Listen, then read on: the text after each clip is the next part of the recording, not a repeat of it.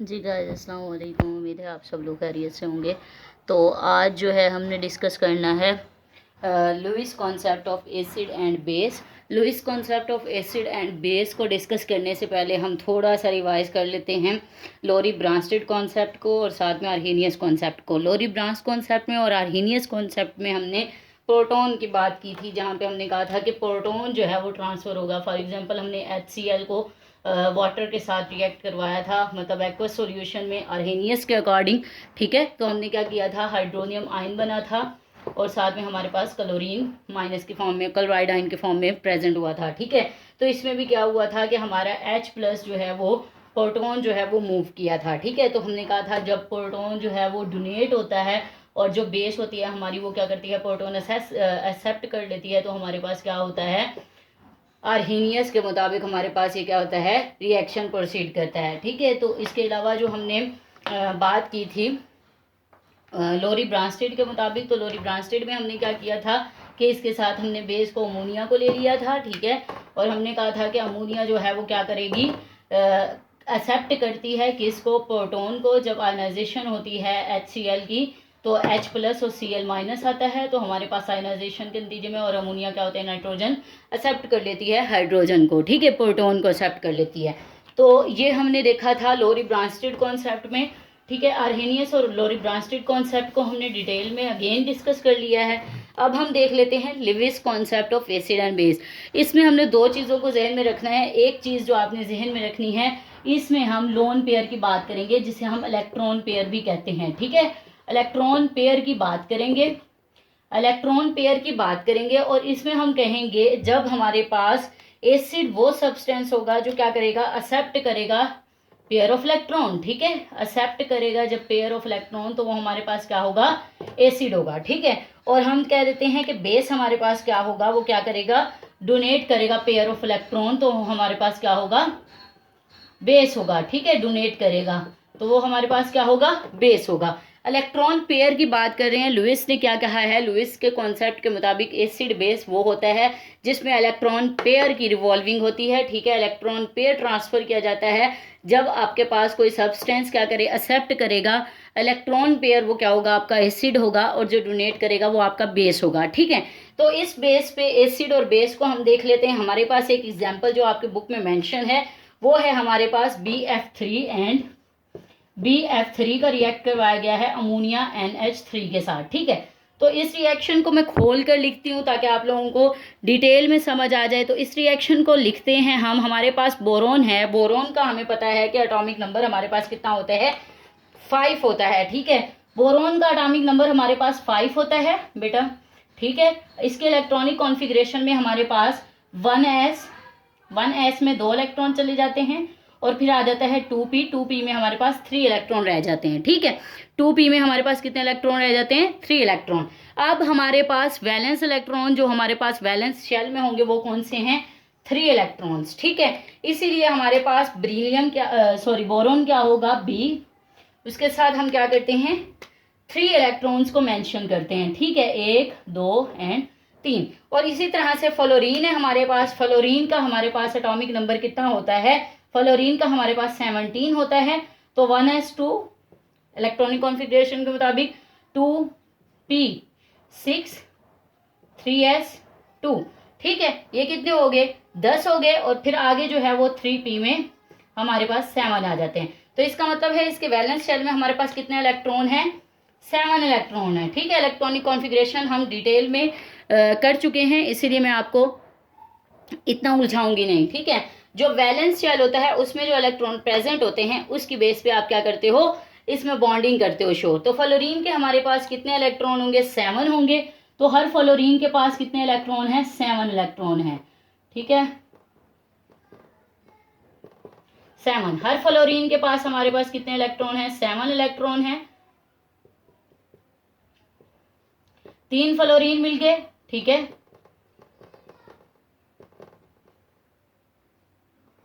ठीक है, अब ये किस तरह से बॉन्डिंग करते हैं, हमारे पास बोरोन के साथ एक यहां से अटैच होता है, एक यहां से अटैच होता है, हमारे पास एक यहां पे अटैच हो जाता है। ठीक है, तो इस तरह से BF3 का स्ट्रक्चर हमारे पास प्रेजेंट होता है। और इस तरह से अगर आप देखें तो ये सेटिस्फाइड हो गया। बोरोन है हमारे पास, बोरोन के पास कितने हैं इलेक्ट्रॉन, पहले इसके पास थे हमारे पास 3 इलेक्ट्रॉन्स, ठीक है। इससे बॉन्डिंग के साथ जब ये दो आपस में मिल रहे हैं तो इसका मतलब ये 6 हो गए। बोरोन के पास अब कितने इलेक्ट्रॉन हो गए, 6 इलेक्ट्रॉन हो गए, ठीक है। और फ्लोरीन के पास कितने हो गए, 8 हो गए, ठीक है। फ्लोरीन में हर में फ्लोरीन के पास 8 हो गए। तो इसका मतलब है कि ये तो हो गया सेटिस्फाइड हो गया, इसके 8 ऑक्टेट रूल के मुताबिक 8 इलेक्ट्रॉन पूरे हो गए। अब बोरोन को 8 इलेक्ट्रॉन कंप्लीट करने के लिए कितने की जरूरत है, 6 की जरूरत है, ठीक है। अब 6 इलेक्ट्रॉन पूरे करने के लिए ये अमोनिया के साथ रिएक्ट करता है। अब अमोनिया को देख लेते हैं, मैं इसे रेस करने लगी हूँ यहाँ पे। अब हम करते हैं अमोनिया को, ठीक है। अमोनिया को देख लेते हैं। नाइट्रोजन है, नाइट्रोजन के पास कितने इलेक्ट्रॉन होते हैं, नाइट्रोजन के पास 7 इलेक्ट्रॉन होते हैं, ठीक है। बोरोन के पास कितने थे, बोरोन के पास 5 होते हैं, ठीक है। और नाइट्रोजन के पास कितने होते हैं, 7। इलेक्ट्रॉनिक कॉन्फ़िगरेशन देखते हैं नाइट्रोजन की, 1s2 2p6, 6 और 2 8 हो गए। यहाँ पे 6 नहीं आ सकते तो यहाँ पे कितने आएंगे हमारे पास 5 to 7 हो गए, ठीक है। आपने इलेक्ट्रॉनिक कॉन्फ़िगरेशन के लिए ये चीज भी याद रखनी है, एस में आपके पास 2 इलेक्ट्रॉन आ सकते हैं, पी में 6 आ सकते हैं, डी में 10 आ सकते हैं और एफ में आपके पास 14 आ सकते हैं इलेक्ट्रॉन, ठीक है बेटा। तो ओके, इलेक्ट्रॉनिक कॉन्फ़िगरेशन के मुताबिक हमने देख लिया कि हमारे पास नाइट्रोजन में एंड वाले वैलेंस शेल में 5 इलेक्ट्रॉन हैं। वो किस तरह से हैं हमारे पास, पेयर्ड फॉर्म में, ठीक है। 4 और 1 रह जाएगा, ठीक है, इस तरह से हैं, ठीक है। अब इसको हम अगर खोल कर देखें तो हमारे पास हाइड्रोजन कितने हैं, 3 है। हमें पता है हाइड्रोजन के पास 1 इलेक्ट्रॉन होता है, ठीक है। 1 इलेक्ट्रॉन यहाँ पे आ गया हाइड्रोजन का, 1 इलेक्ट्रॉन यहाँ पे आ गया हाइड्रोजन का, 1 इलेक्ट्रॉन यहाँ से मिल गया हाइड्रोजन का, ठीक है। तो हाइड्रोजन के डुप्लीट कंप्लीट, ठीक है। और साथ में अमोनिया के पास नाइट्रोजन के पास अब कितने इलेक्ट्रॉन हो गए, 2 2 4 2 6, ठीक है। अब 6 हो गए। अब 2 एसएस में है, इसके पास लोन पेयर है, ठीक है। 2 2 4 2 6 और 2 8 कंप्लीट है। अब नाइट्रोजन के पास क्या है, लोन पेयर है। अब नाइट्रोजन क्या करेगा, अपना लोन पेयर बोरोन को दे देगा, ठीक है। अब चूंकि नाइट्रोजन अपना लोन पेयर बोरोन को दे रहा है तो जो डोनेट कर रहा है वो आपके पास क्या है, बेस है। जो एक्सेप्ट कर रही है वो आपके पास क्या है, एसिड है। क्लियर है बेटा। तो ये चीज आप लोगों को क्लियर हो जानी चाहिए, ठीक है। अब आपने इसमें देख लिया, अब हम देख लेते हैं नेक्स्ट हमारे पास प्रोडक्ट क्या बनेगा। तो नेक्स्ट प्रोडक्ट हमारे पास यही बनेगा। मैं इनको रेस कर रही हूँ, इनको समझा दिया मैंने आपको। तो इनको रेस करने के बाद जो मैं प्रोडक्ट बना रही हूँ वो हमारा बनेगा कुछ इस फॉर्म में, बी, साथ में आपके आ जाएंगे फ्लोरीन फ्लोरीन फ्लोरीन, ठीक है। और साथ में हमारे क्या हो जाएगा, फ्लोरीन ऊपर बना देती हूँ ताकि यहाँ पे हमारे नाइट्रोजन रिएक्ट कर जाए, ठीक है। नाइट्रोजन ने रिएक्ट कर दिया, साथ में हाइड्रोजन, साथ में हाइड्रोजन, साथ में हाइड्रोजन। तो ये जो हमारे पास प्रोडक्ट बना है इसे हम क्या कह देते हैं, अडक्ट कह देते हैं, ठीक है। अडक्ट प्रोडक्ट बन गया। ये एक हमने एग्जाम्पल को डिस्कस कर लिया। इसी तरह से हम एक और एग्जाम्पल ले लेते हैं। उसमें हमारे पास है अमोनिया, उसमें हमारे पास अमोनिया के साथ रिएक्ट कर रहा है हाइड्रोजन, ठीक है। उसको हम देख लेते हैं। इसको डिटेल में हमने देख लिया कि किस तरह से ऑक्टेट कंप्लीट होता है सबका, और कौन एसिड है और कौन बेस है। इसी तरह से हम अमोनिया के ले लेते हैं, NH3+H+ है। आपको पता है हाइड्रोजन है, हाइड्रोजन के पास 1 इलेक्ट्रॉन होता है, 1 इलेक्ट्रॉन होता है, 1 ही प्रोटॉन होता है। जब ये अपना 1 इलेक्ट्रॉन दे भी देता है, जो प्रोटॉन देता है या इलेक्ट्रॉन दे देता है, तो क्या होता है, इस पर पॉजिटिव चार्ज आ जाता है। इसका मतलब हो गया इसके पास डेफिशिएंसी हो गई 2 इलेक्ट्रॉन की, मतलब ये एक्सेप्ट करेगा 2 इलेक्ट्रॉन्स को या फिर इलेक्ट्रॉन के पेयर को। तो नाइट्रोजन को देख लेते हैं खोल के। हमने पहले देख लिया इलेक्ट्रॉनिक कॉन्फ़िगरेशन में, हमने कहा नाइट्रोजन के पास कितने हैं, 5 हैं इलेक्ट्रॉन, ठीक है। हमने ये बात कर दी 5 इलेक्ट्रॉन हैं, ओके। अब हम आ जाते हैं इसकी बॉन्डिंग की तरफ। अब बॉन्डिंग में हम क्या देखेंगे कि एक के साथ हाइड्रोजन मिला है, दूसरे के साथ भी हाइड्रोजन अटैच हो रहा है, तीसरे के साथ भी हाइड्रोजन अटैच हो रहा है, ठीक है, ओके। एक लोन पेयर फ्री है हमारे पास, साथ में हमारे पास है हाइड्रोजन प्लस की फॉर्म में। अब ये क्या करता है, लोन पेयर को एक्सेप्ट कर लेता है, ठीक है। तो जो लोन पेयर को एक्सेप्ट करेगा वो आपके पास क्या होगा, एसिड होगा, ठीक है। जो लोन पेयर डोनेट करेगा वो आपके पास क्या होगा, बेस होगा, ठीक है। इस तरह से होगा। अब हमारे पास प्रोडक्ट बनेगा, एडिक्ट बनेगा, वो हमारे पास क्या होगा, HNO3 H H and then H, ठीक है। तो ये बन जाएगा हमारे पास प्रोडक्ट। तो ये है हमारे पास डिटेल में एसिड क्या है, बेस क्या है। लुईस के मुताबिक एसिड वो होगा जो इलेक्ट्रॉन का पेयर क्या करेगा, एक्सेप्ट करेगा, और बेस क्या होगा जो लोन पेयर डोनेट करेगा, ठीक है। तो ये तो हमने देख लिया डिटेल में एग्जांपल्स के जरिए से। अब कुछ इसमें भी कुछ चीजें हैं। एक चीज आपने याद करनी है कि डोनेट और एक्सेप्टेंस तभी होगा, ये साइमल्टेनियसली होगा, ठीक है, जब एक सब्सटेंस के पास इलेक्ट्रॉन की कमी है ही नहीं तो वो एक्सेप्ट क्या करेगा, ठीक है। और डोनेट तभी करेगा जब उसके पास एक्सेस अमाउंट में होगा, यानी कि इलेक्ट्रॉन पेयर प्रेजेंट होगा तभी बेस डोनेट करेगी, और जब उसके पास डेफिशिएंसी होगी एसिड के पास तभी वो एक्सेप्ट करेगा, ठीक है।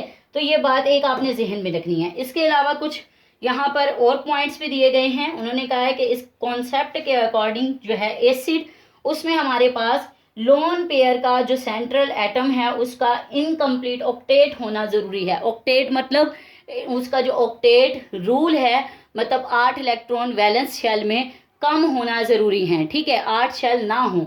जैसे इसने एग्जांपल दी हुई है BF3, हमने अभी देखा बोरोन 5 है, ठीक है, तो बोरोन 5 है तो 2 चले गए एस में, वो फिल हो गया, और 3 चले गए पी में, ठीक है, 3 ये वाले मिले इसके साथ, तो ये क्या बन गया, 6 बन गया, ठीक है। अब ये क्या है हमारे पास, एसिड है, क्योंकि ये एक्सेप्ट करेगा 2 इलेक्ट्रॉन को या फिर इलेक्ट्रॉन के पेयर को। इसी तरह से एल्यूमिनियम को देख लें, AlCl3, ठीक है, एल्यूमिनियम का 13 होता है हमारे पास एटॉमिक नंबर।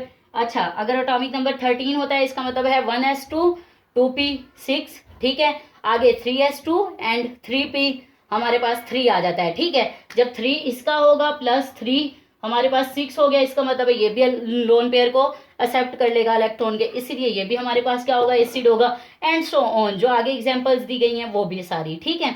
आगे इसने कहा है कि हमारे पास कुछ ऐसे भी हैं जो एसिड नहीं हैं, कुछ आयंस ऐसे हैं जो एसिड नहीं हैं। फॉर एग्जाम्पल हमारे पास सोडियम है, सोडियम है बेटा, सोडियम जो है उसका एटॉमिक नंबर हमारे पास कितना होता है, 11 होता है, ठीक है, एटॉमिक नंबर 11 होता है। तो अब ये किस तरह से करेगा हमारे पास वर्क, सोडियम के पास एटॉमिक नंबर 11 है, इलेक्ट्रॉनिक कॉन्फ़िगरेशन लिखें तो 2s 1s2 2p6, ठीक है, 3s2 3p1, ठीक है। अब देखें तो 1s2 6 और 11 हो गए, ठीक है। अब 11 में वो p को अगर देखें तो p के पास 1 इलेक्ट्रॉन है, इसको कंप्लीट करने के लिए 7 इलेक्ट्रॉन्स की जरूरत है, ठीक है, 7 आएंगे तो 8 होंगे, ठीक।